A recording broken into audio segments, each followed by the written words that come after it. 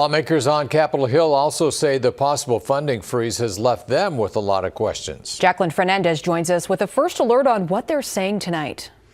John Aaron, Democrats claim Trump's planned freeze is unconstitutional and oversteps the president's authority. This, as the White House says, the pause is necessary to ensure spending complies with the president's executive orders.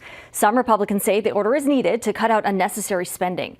Nebraska Representative Don Bacon said this morning he was worried about how it will impact people in the eastern part of his state.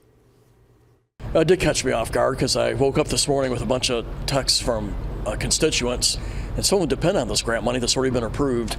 And so, it's already been appropriated, it's already been assigned into law. So I would just encourage the president and the executive branch to make this very short term because people are depending on it.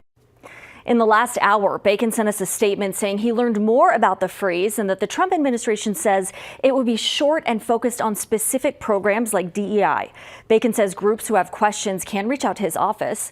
The Trump administration has yet to clarify, though, which programs are impacted. But we do know this afternoon, President Trump's press secretary did stress it will not impact individual assistance. This includes Social Security benefits, Medicare, and food stamps, so you don't have to worry about that. Student loans will also not be affected.